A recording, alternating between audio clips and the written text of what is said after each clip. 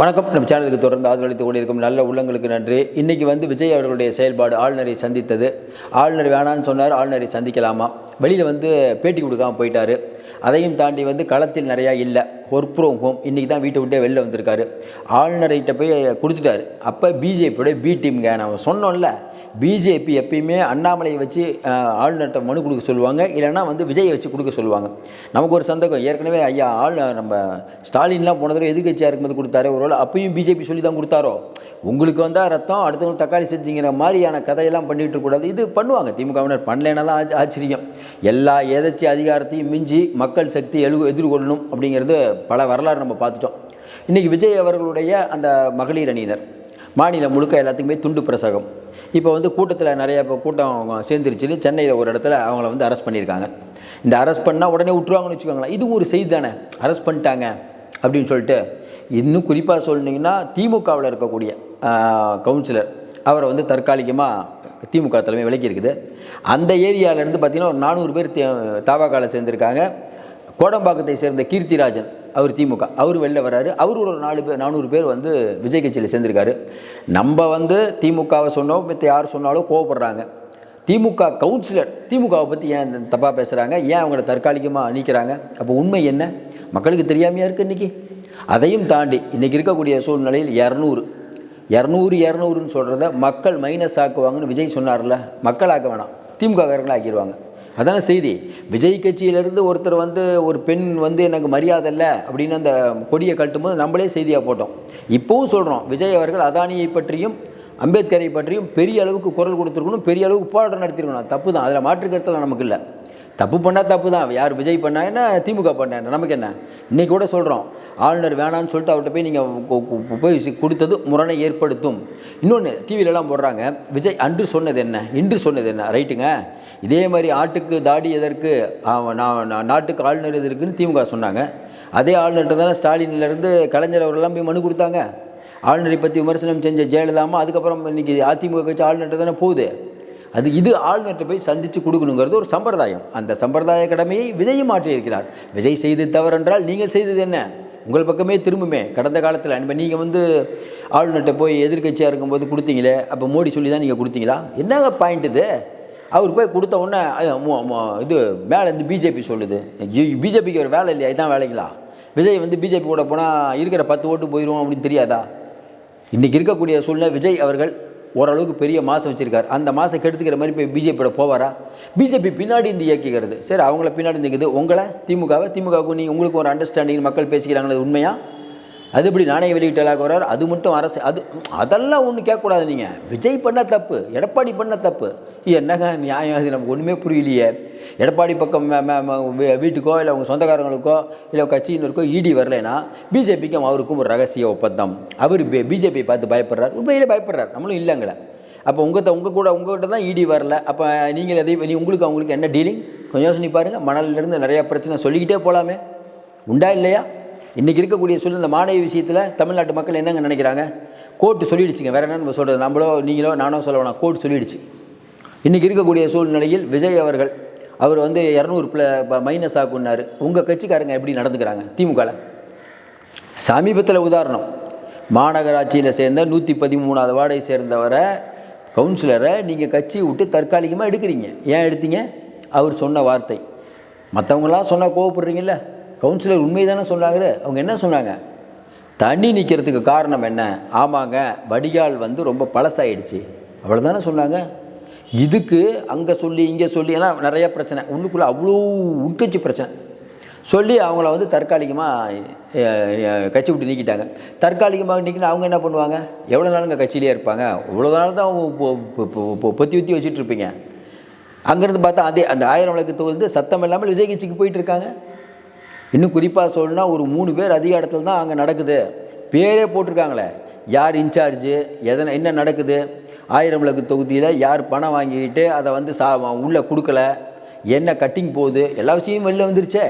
அங்கேருந்து உங்கள் ஆள் போகிறாங்களே. இன்னொரு பக்கம் கோடம்பாக்கத்தில் சேர்ந்த கீர்த்திராஜன் திமுக, அவரை கட்சி விட்டு நிற்கிறாங்க. அவர் சொல்கிறாரு, ஆமாங்க கட்சியிலலாம் மரியாதை இல்லை, பெரிய பிரச்சனை நடக்குதுங்க, உட்கட்சியில் அவ்வளோ பிரச்சனை, எங்களை யாரும் மதிக்கிறதே இல்லை, நானும் ஒரு 400 பேரோட விஜய் கட்சிக்கு போயிட்டோம். அப்போ விஜய் கட்சிக்கு வெளியிலேருந்து ஆள் வர வேணாம். சீமான் கட்சியிலேருந்து மற்ற கட்சியிலேருந்து ஆள் வராங்க, உங்கள் கட்சியிலேருந்து ஆள் போகிறாங்க. போகாமல் என்ன பண்ணுவாங்க? தமிழகம் முழுக்க அந்த உட்கட்சி பிரச்சனை இருக்குதா? மற்ற கட்சியில் நடந்தால் மட்டும் ஐயோ அதிமுகவில் சண்டையெல்லாம் போடுறாங்க. எவ்வளோ பேசுகிறோம். என்னங்க அதிமுகவில் வந்து கல நிலவரத்தை பார்க்க போனவங்களுக்கெல்லாம் ஒரே அடிதடி. திமுக ஊடகங்கள் எவ்வளோ பெருசாகுது. அது வந்து திமுக நடக்கும்போது ஏன் பெருசாக்கிறதே இல்லை? இப்போ இந்த சம்பவம் என்ன நடக்குது? இன்றைக்கி விஜய் அவர்களை பற்றி இந்த அளவுக்கு மீடியா முக்கியத்துவம் கொடுக்கறதுக்கு காரணம்னா அவர் செய்கிற விஷயம் வெகுஜன மக்கள்கிட்ட போய் சேரும். எடப்பாடி பழனிசாமி இத்தனை ஊர்லேயும் போராட்டம் பண்ணுறார். அதையும் தாண்டி விஜய்க்கு முக்கியத்துவம்னா நம்ம ஏற்கனவே சொன்ன மாதிரி அதிமுக ஊழல் கட்சின்லாம். விஜய் நீங்கள் ஊழல்னு சொல்ல முடியுமா? விஜய் ஸ்ட்ரெயிட்டாக கேட்குறதுக்கு என்னங்க பதில்? விஜய் ஸ்ட்ரெயிட்டாக ஒரு கேள்வி கேட்குறாரு.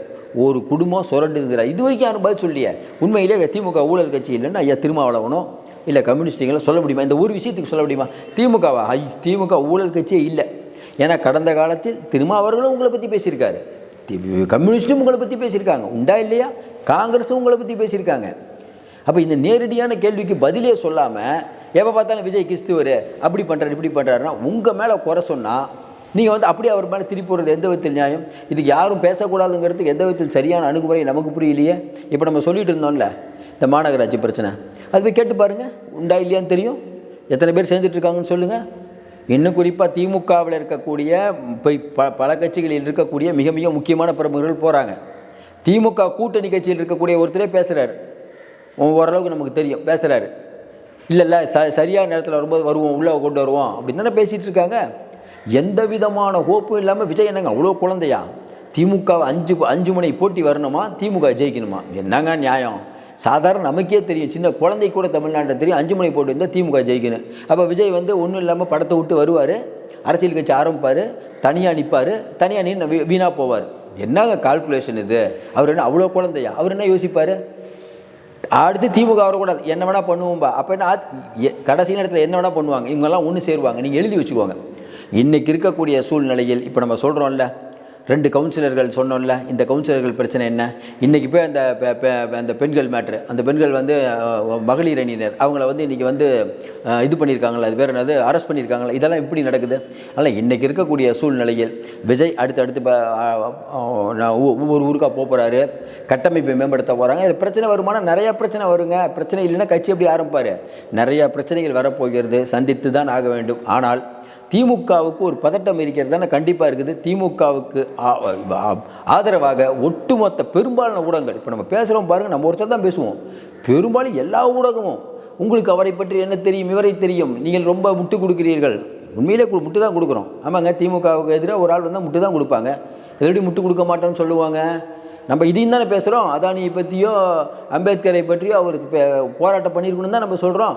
சில பேர் அப்படி சொல்கிறது இல்லையே. ஸ்டாலின் எது செய்தாலும் சரி, அதாவது அவர் முதல் நாள் மோடி எதிர்ப்பார், அடுத்த நாள் ஆதரவு கொடுப்பார், அடுத்த நாள் வந்து இது பொள்ளாச்சி மேட்டருக்கு வந்து கண்டனம் தெரிவிப்பார்.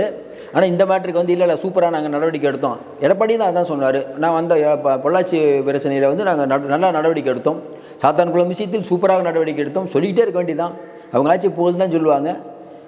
அது வந்து சரியான நீங்கள் நம்ம நம்ம நம்ம நம்ம நம்ம நம்ம பேசுகிறத தொடர்ந்து பார்க்குறவங்களுக்கு தெரியுங்க, நம்ம உண்மை பேசுகிறோமா பொய் பேசுகிறோமா. இதில் நான் சர்டிஃபிகேட் கொடுக்க வேணாம். நீங்கள் இப்போ பார்க்குறவங்களுக்கு ஒன்று தெரியும்.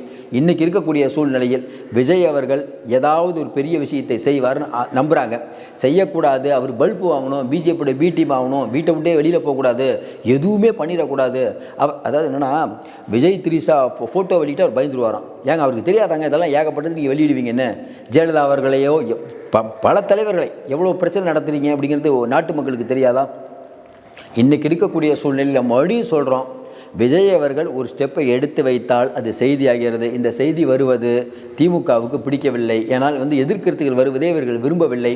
அதற்கு பல சான்று சொல்ல முடியும். திமுகவுடைய செயற்குழுவில் என்ன நடந்தது, யார் பேசினாலும் முதல்வர் உட்கார வச்சாருன்னு நியூஸ் வரலையா? அதனால் இது வந்து ஏன் அது எப்படி இப்போ நீங்கள் நேரடியாக சென்று பார்த்தீர்களா? முழுக்க பத்திரிகையில் போட்டாங்க. இதை பற்றி யார் யார் பேசுனாங்கிற பேரோடு போட்டாங்க. நம்ம தான் பேர் சொல்லலை, ஃபுல்லாக நம்மளும் பேர் சொல்லணும்னு நினைக்கிறேன். குத்தாலம் கல்யாண சுந்தரம் வந்து நம்மளே நிறைய பேர் சொன்னோம். அதில் இன்றைக்கு சூழ்நிலையில் மாநிலம் முழுக்க விஜய் கட்சி ஆரம்பித்திருக்கிற இந்த நோட்டீஸ் இது மட்டும் பத்தாது, போராட்டத்தில் இறங்க வேண்டும். ஆளுநர்கிட்ட போய் நீங்கள் மனு கொடுக்கறத விட போராட்டத்தில் இறங்கினால் வெகுஜன மக்களின் பார்வைப்படும். இது வந்து அவங்க ஏன் பண்ணுறாங்கன்னு நமக்கு புரியல. இது அவங்க பண்ண தவறு தான். ஆளுநர்கிட்ட போகிறதுக்கு முன்னாடி நீங்கள் ஒரு போராட்டம் பண்ணியிருக்கணும். ஏன்னா பிஜேபியை போராட்டம் பண்ணும்போது அதை விட அதிக பெரிய கட்சிங்க, நீங்கள் ஏங்க போய் போராட்டம் பண்ணுறீங்க? ஏன்னா உங்களுக்கு கட்டமைப்பு இல்லை. ஏன் வந்து விஜய் கட்சி வந்து இன்னும் வந்து சரியாக இல்லை, சரியில்லை. கட்டமைப்பு இருந்தால் தான் அது உண்மை தான் அவங்க சொல்கிறது. ஏன்னா எல்லோரும் வந்தாங்கன்னா அது ஒன்றும் சரி வராது. இன்றைக்கி இருக்கக்கூடிய சூழ்நிலையில் விஜயோடைய நிகழ்வை தமிழக அரசியல் மட்டுமில்லை, தமிழ்நாட்டு மக்களும் உரிச்சு பார்க்குறாங்க. அது பெரிய அளவுக்கு ஜெயிக்க போகிறாரா இல்லையாங்கிறது காலம்தான் முடிவு செய்ய வேண்டும். ஒருத்தர் வரும்போதே அவர் வேலைக்கு ஆக மாட்டார்னு சொல்வது சரியான ஜனநாயகமாக இருக்க முடியாது. மீண்டும் சந்திப்போம். நன்றி, வணக்கம்.